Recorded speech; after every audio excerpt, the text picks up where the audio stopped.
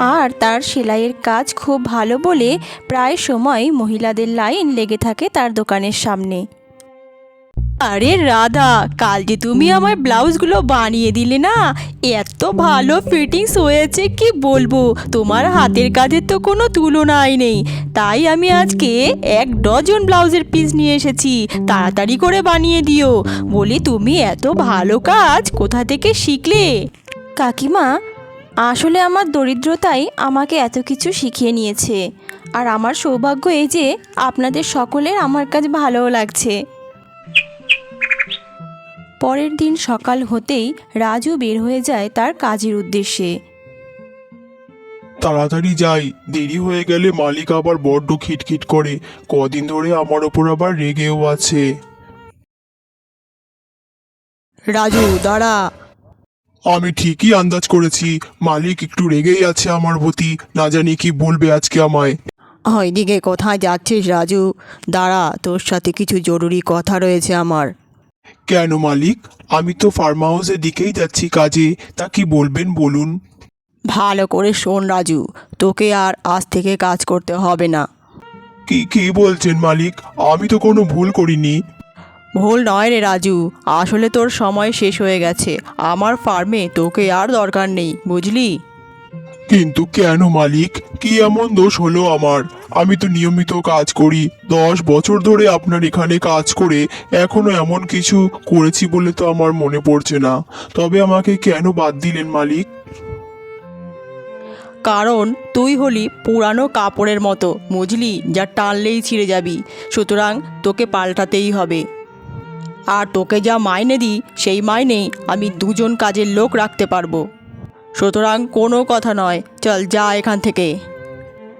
রাজু আর কথা না বাড়িয়ে সেখান থেকে মনের দুঃখে বাড়ি চলে আসে। কি গো, আজ সকাল সকাল কাজে গিয়েই চলে এলে? আর মন খারাপ করে এভাবে বসে আছো কেন? কি হয়েছে তোমার, বলো না? নমিতা, আমার যে কাজটা চলে গেছে, কোথায় আর কাজে যাব বলো? মালিক সাহেব জানিয়ে দিয়েছে আমাকে আর কাজে আসতে হবে না। আজ থেকে আমি বেকার। নমিতা, কিভাবে আমি এই সংসার চালাবো বলো? আমি যে তোমাদের সবার দায়িত্ব নিয়েছি, কিভাবে দায়িত্ব পালন করব?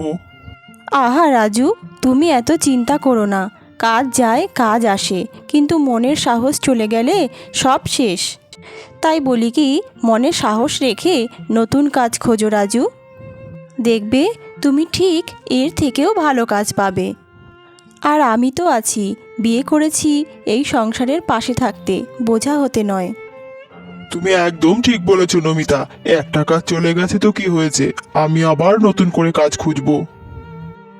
কি কি বলছিস তোরা? রাজু, তোর কাজ চলে গেছে? হে ভগবান, এবার আমাদের কি হবে ঠাকুর? এমনিতেই তো বাড়িতে বাড়তি মানুষ এসেছে, তার মধ্যে আবার সে গরিবের মেয়ে, সঙ্গে করে তো কোনো সোনা দানা কিচ্ছু আনতে পারেনি। আর এই সময় তোর কাজ চলে গেল, কিভাবে সংসারটা চলবে এবার? মা, আপনি কেন এত চিন্তা করছেন? আর কাঁদবেন না। আপনার ছেলের কাজ চলে গেছে তো কি হয়েছে, আমি তো আছি। রাজু তো খুঁজলেই আবার একটা ভালো কাজ পেয়ে যাবে। কি বলছো কি? তোমার কি মাথা টাথা খারাপ হয়ে গেছে নাকি? তুমি আবার কি করবে? রাজু, তুমি একটু দাঁড়াও, আমি এক্ষুনি আসছি। এই কথা বলে নমিতা কোথায় যেন একটা চলে গেল। আর তা দেখে নমিতার শাশুড়ি অবাক দৃষ্টিতে তাকিয়ে রইল। এই নাও রাজু, আমি এখানে দোকান চালিয়ে কিছু টাকা এক জায়গায় করে রেখেছি। এ দিয়ে আমাদের 2 থেকে 3 মাস ভালো মতো চলে যাবে, তুমি রাখো। সত্যি নমিতা, এখন আমি বুঝতে পারছি কত ভাগ্য করে তোমার মতো একটা বউ পেয়েছি। সত্যিকারের ভালো একটা মেয়ে না হলে কি বিপদের দিনে স্বামীর পাশে এরকম ভাবে কেউ দাঁড়ায়? মা তোমাকে শুধু শুধুই ভুল বুঝেছে এতদিন। মা, তুমি দেখতে পাচ্ছ তো চোখের সামনে কত ভালো বৌমা পেয়েছো তুমি। তাই তো দেখছি রাজু, এ তো বৌমা নয়, এ তো সাক্ষাৎ মা লক্ষ্মী। বৌমা, তোমার এত প্রতিভাকে আমি চিনতে পারিনি, আমাকে ক্ষমা করে দিও। সারা জীবন খালি গরিব বলে খোটাই দিয়ে গেলাম, কিন্তু গরিবের মেয়ের লুকিয়ে থাকা প্রতিভাকে আমি দেখতে পেলাম না। তুমি আমাকে পারলে ক্ষমা করে দিও। না না মা, এসব বলে আমাকে লজ্জা দেবেন না। আপনার কড়া শাসন না থাকলে আমি আমার প্রতিভাকে ফুটিয়েই তুলতে পারতাম না। নমিতা, তুমি অনেক ভালো মেয়ে। আমি এতদিন তোমাকে চিনতে পারিনি, তাই আজকে আমি একটা প্রতিজ্ঞা করলাম, তুমি মন খুলে তোমার কাজ করো। আমি আজ থেকে সংসারের সমস্ত কাজ করব। তারপর থেকে নমিতা একাই সংসার চালাতে লাগলো, যতদিন রাজু কাজ খুঁজে না পেল। কাউকে কোনো অভাবও বুঝতে দেয়নি। এইদিকে নমিতার শাশুড়ি সংসারের সমস্ত কাজ করতে থাকলো আর নমিতা দোকান চালাতে লাগলো।